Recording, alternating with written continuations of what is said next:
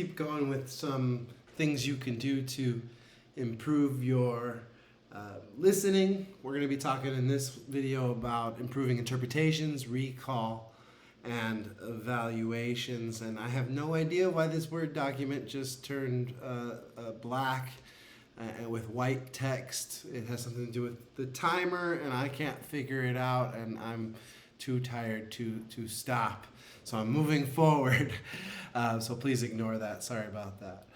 So let's talk about some ways we can improve our interpretations of what other people are saying. And most of what I'm going to be talking about here goes for empathetic listening and the kind of listening we would do with our friends and family to build relationships, but could also be applicable to other situations, especially ones that aren't highly persuasive situations. So we can improve our interpretations of our listening by altering our attitude. And I want to make reference to a idea from Austrian philosopher Martin Buber. And Buber, he talks about dialogue. He's a philosopher of dialogue and the conditions that are necessary for good dialogue between people. And he says that true dialogue, the practitioners involved with it must adopt what he calls an I-thou attitude versus an I-it attitude. And an I-thou attitude is where you treat the other person like they are a whole human being, deserving of respect, dignity, and the equal treatment that you would like to have for yourself. And when we treat other people with an I-it attitude, we're dehumanizing them. And, we do this throughout our daily interactions with other people, especially strangers, especially people who we need things from. And this kind of denies their basic humanity and also could lead us to kind of biases in our listening and not using our listening in a way that builds good social relationships. So we want to try to have an I-thou attitude when we're entering into an interaction with other people. Similar to this is the idea of having a me first attitude versus a we first attitude. It's two people who are trying to accomplish a dialogue and to treat each other with some dignity and respect as we are going through our lives. And if each of us were operating with a me first attitude, it would be a very competitive and defensive climate for communication at all times, and you wouldn't thrive as a human being, I believe. So if we want to improve our listening, we want to adopt a we first attitude. The conversation is going to happen between us, and we're both equally involved in it. Dalton Kehoe, who I'm actually listening to one of his lectures on effective communication right now, Dr. Kehoe says that really if you want to be effective at communication, you need two basic things at the outset, and that's mindfulness, which kind of deals with receiving, mindful listening deals more with kind of the receiving part, but he says developing an appreciative mindset is going to improve our interpretations and our evaluations as we're listening. And what he means by an appreciative mindset, I want to read to you right now.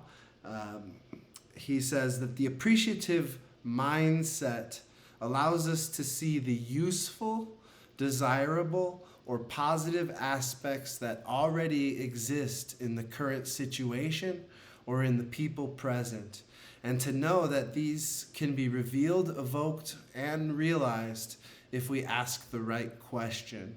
An appreciative view includes valuing and honoring the other while he or she is talking by showing respect, consideration, and direct acknowledgement of his or her value.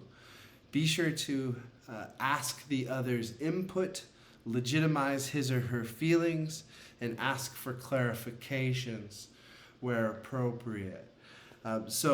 Viewing people instead of as being sort of objects or obstacles in your way, but to being whole human beings who we're connected to, and who we should have some appreciation for, and who will make our lives better, either by helping us accomplish some social goal or by giving us that connection and belonging that we so desire.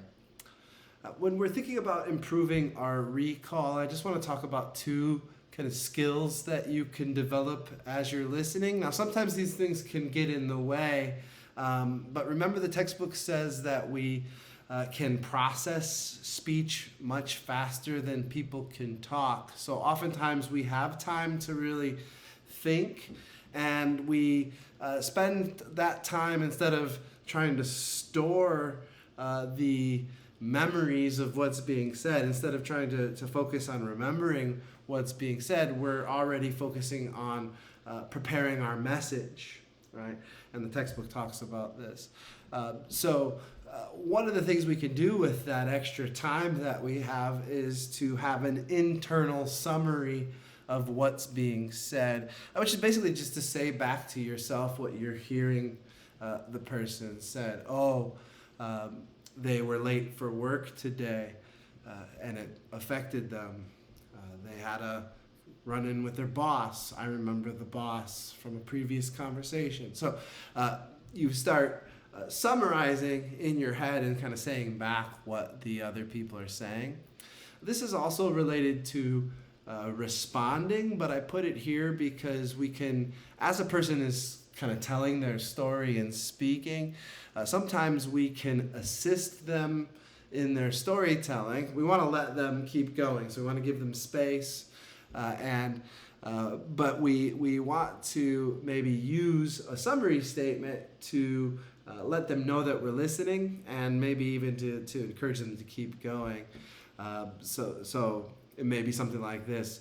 A summary statement might be, so I hear you saying that you were late to work and you had a rough day. How did that all end up? So summarizing and then kind of prompting the conversation. You can ask questions when you need to help yourself recall, right? Don't do that too much. It can be interrupting to do so, but generally people can be forgiving a few times if you just ask for some clarifications, or maybe you missed some aspect of it. A lot of times that's seen as flattering. They are actually listening to me. They care. They want to get this straight. So summary statements and clarification questions can help you recall. Evaluation, I have a little joke here. Take Comm 101 or Philosophy 101. What do I mean by that? Critical thinking skills is what would go here. But I'm not going to really talk about critical thinking skills, evaluating the credibility of the source, the soundness of their logic.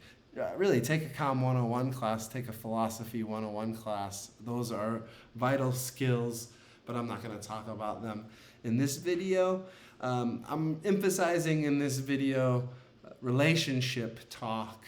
A lot of this stuff applies to more than just that, but this is good talk for your interpersonal, or good advice for your interpersonal communication. And I would just say generally, postpone judgments. Evaluations can be made much later on. The listening process continues after the conversation's over.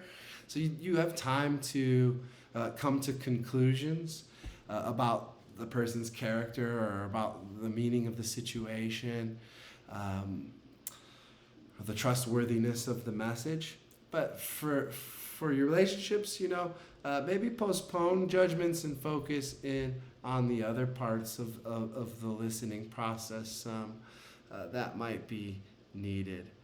So that's what I'm going to leave you with for these three. I have one more video with some tips coming up.